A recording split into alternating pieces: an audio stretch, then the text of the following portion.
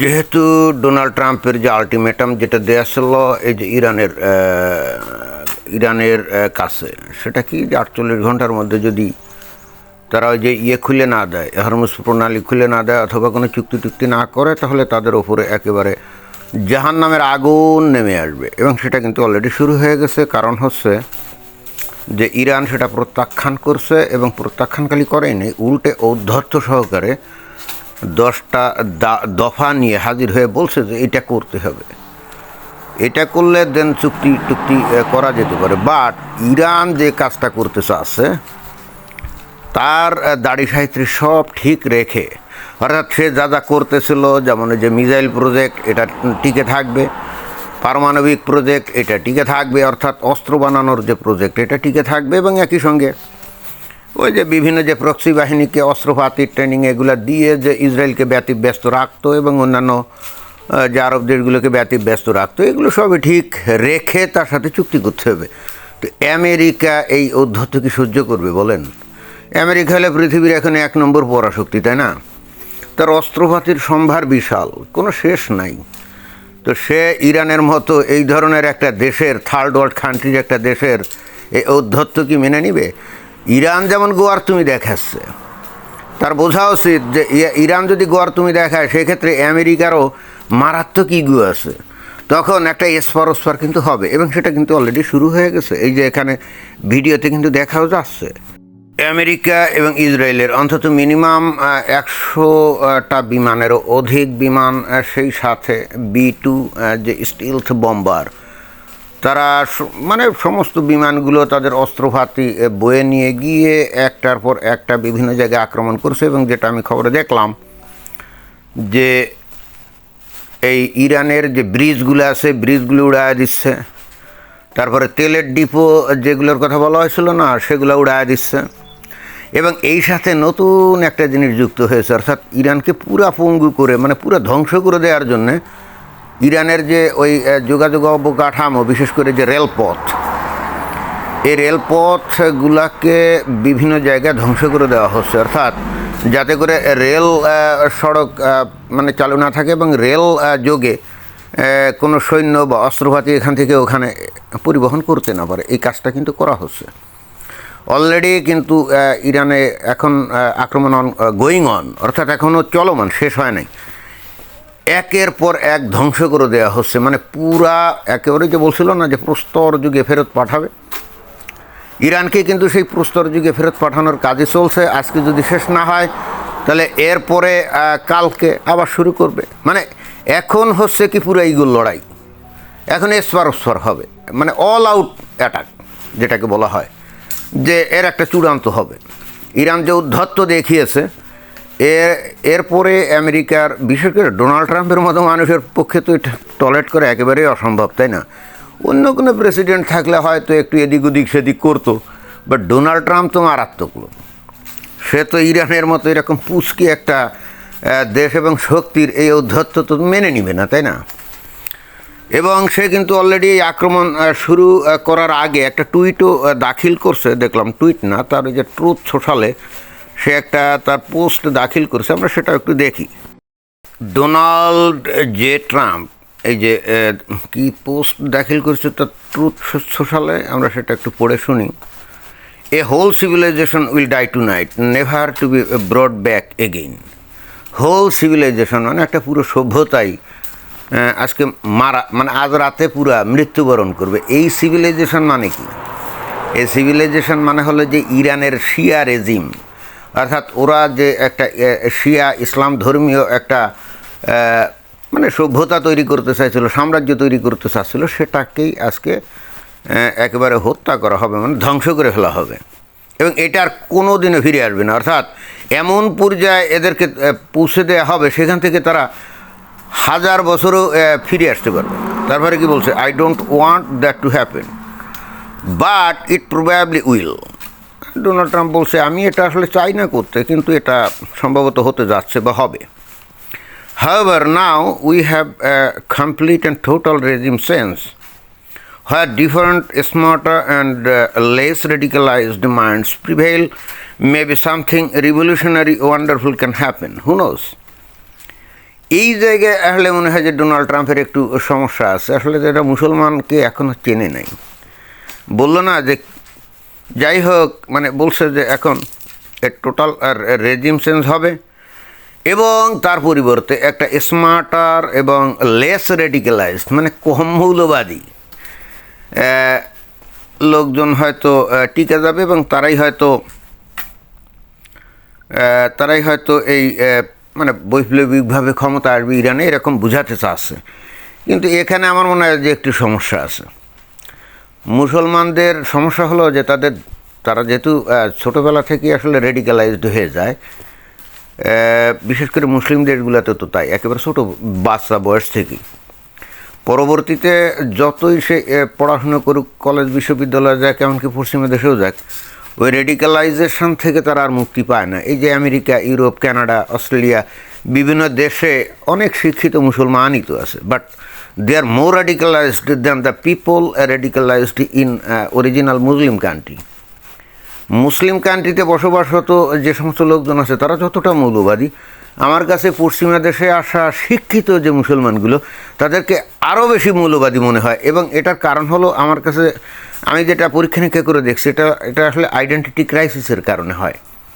কারণ এরা মুসলিম হিসেবে মনে করে তারাই তো শ্রেষ্ঠ জাতি, তাই না? তো অতএব দুনিয়ায় সবচাইতে শ্রেষ্ঠ সভ্যতা তারাই নির্মাণ করবে, তারাই তৈরি করবে। কিন্তু বাস্তবে যখন দেখে যে অমুসলিমরা, ইহুদি নাসারা, কাফেররা সেটা করছে, তখন সে সহ্য করতে পারে না। ভিতরে ভিতরে প্রচণ্ড ঈর্ষা, হিংসা এগুলাতে ভুগতে থাকে, বাট নিজেরও কিন্তু কোনো ক্ষমতা নেই। এবং এর ফলেই কিন্তু এরা এই পশ্চিমা সভ্যতাকে ধ্বংস করে দেওয়ার জন্য নানা রকম উগ্রবাদী সংগঠনে জড়িত হয়ে আত্মঘাতী হামলা, সন্ত্রাসী হামলা এগুলো করা শুরু করে।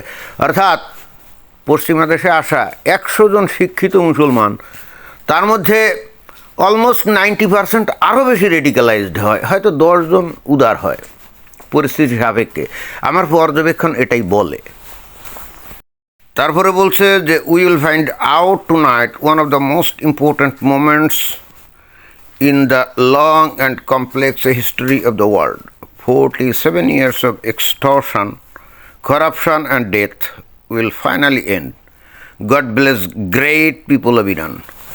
তো যাই হোক, ডোনাল্ড ট্রাম্প আশা করছে আজকের যে অল আউট অ্যাকশান বা অল আউট অ্যাটাক যেটা ইরানে করা হচ্ছে, এবং মনে করছে যে এতে করে হয়তো ইরানের রেজিম পরিবর্তন ঘটে যাবে এবং নতুন একটা ইরানের অভ্যুদয় ঘটবে।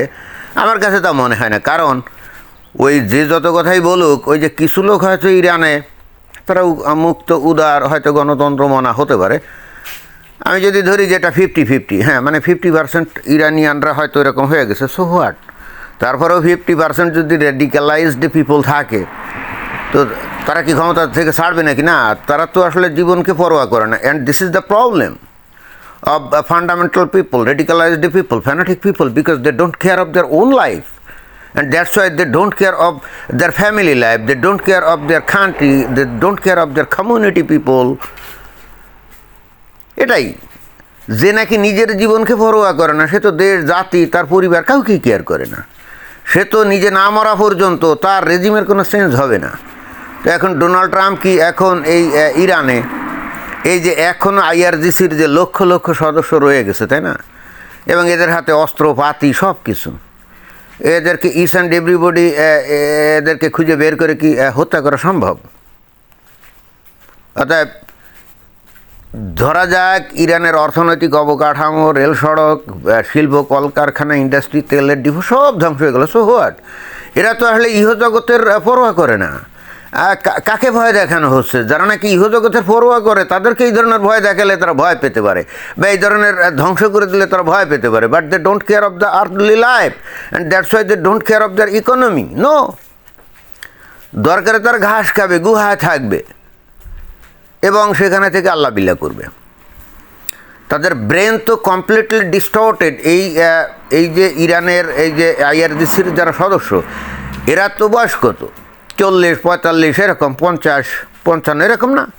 তো এরা তো সবই এই ইসলামী ইরানি রেজিমের মধ্যে এরা জন্ম, এরা বেড়ে ওঠা, এবং এদের ব্রেইন টোটালি ব্রেইন ওয়াশড। এবং কিসের দ্বারা ব্রেইন ওয়াশড? তাদের ইসলামিক ডক্ট্রিন দ্বারা ব্রেইন ওয়াশড। তাদেরকে শেখানো হয়েছে যে তোমরা সবচেয়ে সেরা জাতি দুনিয়ায়, এবং তোমরা কোনোদিনও ইহুদি নাসারা কাফেরদের কাছে মাথা নত করতে পারো না, এবং মাথা নত করার চেয়ে জীবন দেওয়াটাই তোমাদের জীবনের মূল লক্ষ্য, তাহলে তুমি বেহেশতে যাইতে পারবা। এবং লিটারেলি দে বিলিভ ইট। বেহেশতে গিয়ে তোমরা কুমারী তরুণী নারীদের সাথে যৌন সংগম করতে পারবে। হ্যাঁ, এটা শুনতে যতই হাস্যকর আর যতই মানে অশ্লীল মনে হোক না কেন, দে লিটারেলি বিলিভ ইট। এবং এই পশ্চিমা দেশে বসবাসরত যত মুসলমান আছে, শিক্ষিত অশিক্ষিত সব এটি বিশ্বাস করে। কারণ এরা তো কোনো দিন ওই মুক্ত স্বাধীন জ্ঞান চর্চা করে নাই, করার সুযোগ তাদের হয় নাই, সেই সুযোগ তাদের দেওয়া হয় নাই। আর এখন পরিস্থিতি এমন হয়ে গেছে যে এখন ইচ্ছা করলেও এদের কাছে আপনি মুক্ত স্বাধীন জ্ঞানের বার্তা নেবেন, এগুলো বাউন্স করবে। এটা অনেকটা ওই টিকার মতো। আমি মাঝে মাঝে বলি, যেমন ওই যে হামের টিকা, এখন ওই যে কিছু কিছু বাচ্চা মারা গেছে না বাংলাদেশে, তো হামের টিকা দিলে কি হয়, ওই টিকা কি ওই হামের টিকা মানে হামেরই যে ওই ব্যাকটেরিয়া বা ভাইরাস, সেইটারই একটা অংশ কিন্তু টিকা আকারে ওই শরীরের মধ্যে ঢুকানো হয়। তো ওরা ঢুকে গেলে একটা অ্যান্টিবডি তৈরি করে, পরবর্তীতে যখন হামের জীবাণু ওই শরীরে ঢুকতে চায় তখন ওই অ্যান্টিবডি তাকে বাধা দেয়, এবং ওই জীবাণু হয় ধ্বংস হয়ে যায়, নইলে শরীরে ঢুকতেই পারে না। তো এদের ভিতরে এই যে আইআরজিসি বা ইরানের একটা বিশাল সংখ্যক লোকের মধ্যে ওই অ্যান্টিবডি, ভাই ইসলামিক ডক্ট্রিন আগেই ঢুকানো হয়ে গেছে একেবারে ছোটো বয়সে, শৈশবে। এখন আপনি এদেরকে যতই বুঝাতে যান, যতই এই যে বলা হচ্ছে না যে আমেরিকা হুমকি দামকি দিচ্ছে যে তোমাদেরকে স্টোনে যে ফেরত পাঠানো হবে, এটা এগুলো ফালতু হুমকি নাকি না? আর আমেরিকার কি সেই ক্ষমতা নেই? হ্যাঁ আছে। তাহলে ওরা কেন লাইনে আসে না? এই কারণে আসে না, কারণ এই হুমকি ধামকি যত কিছু এগুলো এই কান দিয়ে ঢুকছে ওই কান দিয়ে বেরোয় যাচ্ছে, এগুলো রিবাউন্স করছে, এগুলো দে ডোন্ট কেয়ার। তারা মনে করছে যে ওই হরমুজ প্রণালী এইটা নিয়ন্ত্রণ করতে পারবে, এবং তাহলে গোটা দুনিয়ায় অর্থনৈতিক যে বিপর্যয় ঘটবে তখন সবাই হয়তো ইরানের পক্ষে চলে আসবে। এইটা যে কত বড় মারাত্মক ভুল চিন্তা, এটা তো তারা বুঝতে পারতেছে না। এইটা দিয়ে আমেরিকাকে দুর্বল করা যেত, যদি আমেরিকায় যে তেল গ্যাস যায় সেটা যদি হরমুজ প্রণালী দিয়ে যাইতো তাহলে আমেরিকা হয়তো দুর্বল হতে পারতো, কিন্তু এখানকার কোনো তেল গ্যাসই আমেরিকায় যায় না। সো গোটা দুনিয়া গোল্লায় গেলেও তো আমেরিকা এখানে পাত্তা দিবে না, বরং আমেরিকারও বলবে এই বেটা তোরা আমাদের সাথে আসিস না কেন। এগুলো বলছে না ইউরোপীয় ইউনিয়ন নেটোভুক্ত দেশগুলোকে, বলছে না? বলছে তো। তো যাই হোক, তারা চিন্তা করছে যে ওই জায়গায় গেলে পরে যে শরণার্থীর ঢল নামবে সেগুলো হয়তো আমাদের দেশে আবার এসে জুটতে পারে, যেটা নাকি ওই আইএসের সময় হয়েছিল। ওই একই ভুল তারা করতে চাচ্ছে না। তারা মনে করছে যে আমেরিকা এবং Israel they are enough to solve this problem, and that's why they didn't come forward to join USA and Israeli army. আমার ধারণা এটাই। তো যাই হোক, ইরানের যে ধর্মোন্মাদ জনগোষ্ঠী এবং আইআরজিসি তারা কিন্তু তাদের দেশটাকে ধ্বংসের দিকে নিয়ে গেল, এবং এর জন্য মূল কারণ কিন্তু তাদের ইসলামিক ডক্ট্রিন, অন্য কিছু না। এখানে যদি শুভবুদ্ধি সম্পন্ন লোকজন থাকতো, মানে মনে করেন যে ধর্মনিরপেক্ষ উদার গণতন্ত্র মানা লোকজন থাকতো, তাহলে কিন্তু ইরানের এই পরিস্থিতি আজকে হতো না। এবং এখন এখান থেকে একে ধ্বংস করে দিয়ে যাওয়া ছাড়া আমেরিকার কাছে কিন্তু আর কোনো অল্টারনেটিভও নাই। কারণ এদেরকে এভাবে ছেড়ে দিয়ে গেলে ওরা কিন্তু ওদের ওই মিসাইল প্রকল্প বা পারমাণবিক অস্ত্র তৈরি প্রকল্প, বা তারা ওই যে প্রক্সি যে হেজবুল্লাহ, হুতি, তাই না, হামাস, এগুলাকে যেরকম সাহায্য সহযোগিতা করে যেত না, ওয়েপনাইজড করতো, ওই কাজ কিন্তু এরা আবারও শুরু করবে। কারণ their doctrine, their completely brain washed with their Islamic ideology, and that's why they will try their best to destroy their enemy, the so called enemy who are kafirs, non Muslims, and they will try to their best, and they will try to the last breath of their life. এটাই শেষ নিঃশ্বাস ত্যাগ করার আগ পর্যন্ত তারা এটাই করে যাবে। ওই কেউটে সাপ যতই আপনি পিটায় দুর্বল করেন না কেন, ও মরার আগেও একটা সবল মারার চেষ্টা করে, বুঝছেন? ধন্যবাদ।